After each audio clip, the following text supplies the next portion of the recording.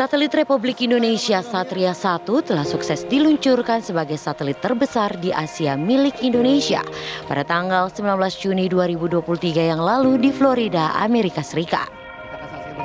Di balik peluncuran satelit yang sukses tersebut, ternyata ada sosok perempuan muda 29 tahun yang turut andil dalam proses rancang bangun dan peluncuran satelit yang bersejarah tersebut. Namanya Adi Pratnia Satwika Asmadi atau akrab disapa Nia Asmadi. Bagaimana sosok insinyur perempuan asal Indonesia yang turut berperan dalam peluncuran satelit kebanggaan Indonesia ini? Luar biasa, saat ini kita sudah bersama langsung dengan sosok wanita hebat di balik Satria 1. Ada Mbak Nia di sini. Iya. Halo, selamat siang Mbak Nia, apa kabar? Selamat siang, Mbak Mbak.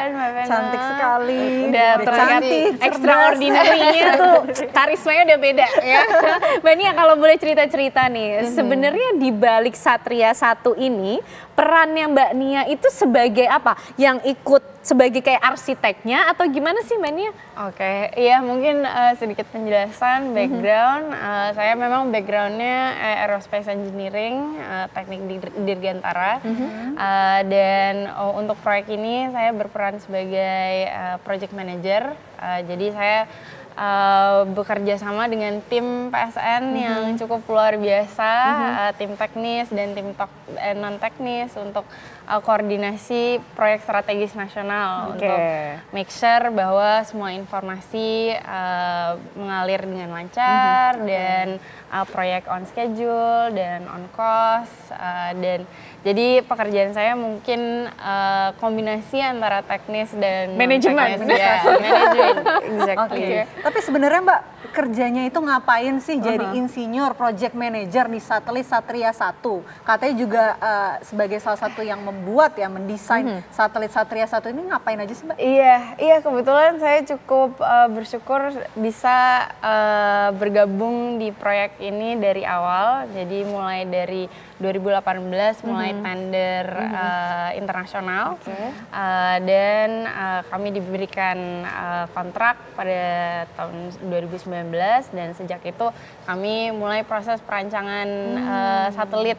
Jadi dari pemerintah Bakti Kominfo untuk ini memberikan sebuah requirement dan kita harus bisa untuk mencocokkan desain satelit yang cocok untuk kebutuhan NKRI seperti apa. Jadi kita memonitor dan bekerja sama dengan manufaktur satelitnya dan make sure apa yang didesain itu betul-betul apa yang mereka deliver. Jadi di proses itu ada proses manufacturing, ada proses testing, dan kita harus make sure ya yang mereka desain dan yang keluar dari hasil testing itu memang benar-benar cocok.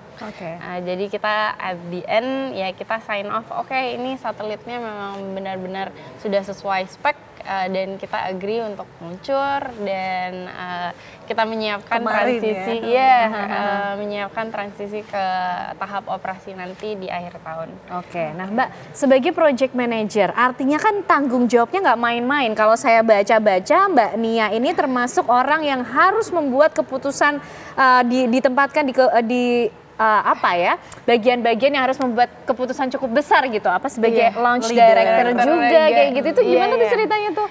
Mungkin sebagai project manager saya didukung oleh manajemen yang cukup suportif dan saya diberikan banyak kepercayaan dan tentu saja saya banyak konsultasi dengan tim senior manajemen dan saya cukup harus bisa untuk mengambil keputusan tapi tidak sendiri itu tentunya. Dan kemarin memang saya juga diberikan kesempatan untuk jadi customer launch director. Dan itu tahap akhir sebelum peluncuran yang kita go no go. Jadi lumayan spesial terutama di waktu karir saya yang mungkin masih di awal.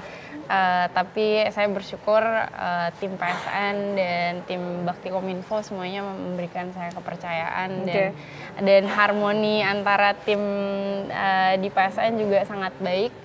Jadi alhamdulillah semuanya lancar. Mbak Nia ini kan termasuk masih muda ya Mbak ya, 29 Iya, tahun loh. Terus juga akhirnya bisa menjadi project Manager. terus juga Project tugasnya besar ya, project satelit Satria 1 ini besar. Ada nggak sih pressure tersendiri atau kesulitan tersendiri yang mungkin Mbak Nia Dijumpai rasakan selama bertugas. selama bertugas project di Satria 1 ini Mbak?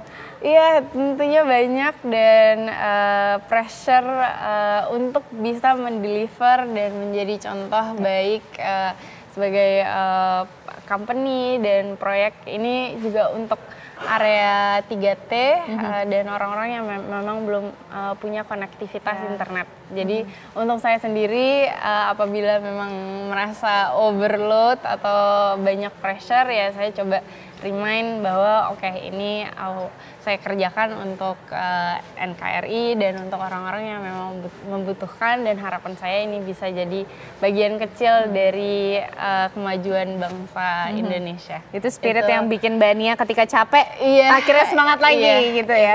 Itu Ada cerita menarik apa sih Mbak Nia selama proses proyek ini berjalan dari awal sampai akhir, mungkin yang banyak masyarakat Indonesia juga belum tahu nih tapi dialami oleh timnya Mbak Nia gitu? Iya, banyak sekali, cuma mungkin salah satu kebanggaan saya sendiri adalah kita bisa menjalani proyek ini selama COVID dan itu menjadi tantangan yang sangat besar untuk bisa manage suatu konstruksi ya satelit cukup high teknologi dan kompleks sistem, dan kita semua bareng-bareng harus bisa adaptasi dengan adanya teleconference dan kita juga ada supporting consultant dari Amerika. Jadi itu jam kerjanya udah karena perbedaan waktu ada yang di Amerika, ada yang di Eropa, ada yang di Indonesia. Jadi kita mungkin masuk kantor, full day kantor, tapi pas sampai rumah masih lanjut telekon sampai jam 10 malam. Atau skincare mata kayak harus kenceng ya Mbak. Makanya itu dia. Oke.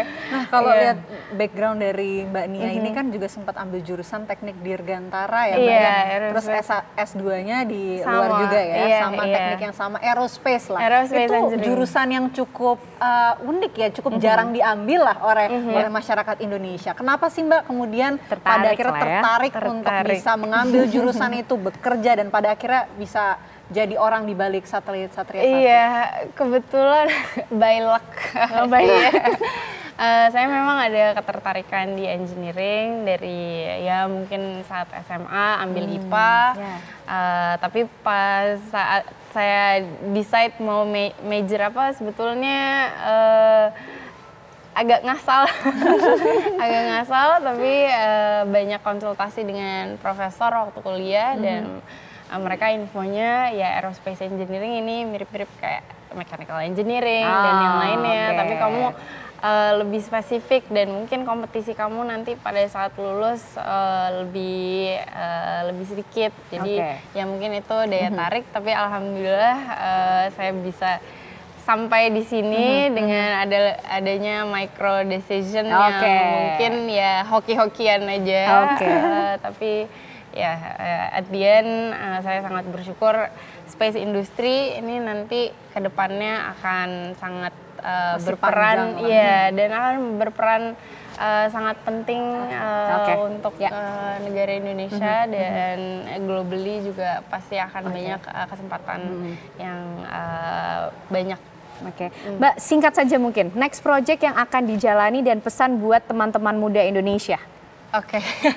Mungkin yang gampang dulu, pesan-pesan untuk semua teman-teman Indonesia yang masih muda, tetap semangat. PSN mempunyai moto, PSN pasti bisa, dan saya yakin juga seluruh rakyat dan anak-anak muda Indonesia ini mempunyai kesempatan baik untuk mencoba untuk piggyback di digital transformation dan semangat baru Indonesia yang fokus sekarang favorable untuk anak-anak muda dan ya siap tampil dan ambil responsibility lebih banyak, dan saya harap sih saya hanya bagian kecil dari transformasi Indonesia ke depannya. Oke, Mbak Nia terima kasih banyak. Iya, Kita tentu terus menunggu dan berdoa untuk proyek-proyek selanjutnya Mbak Nia dan tim.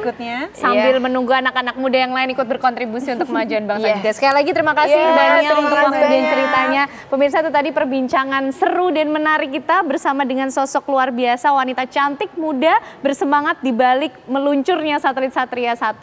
Apa kabar Indonesia Siang masih akan kembali hadir untuk Anda dengan informasi lainnya sesaat lagi.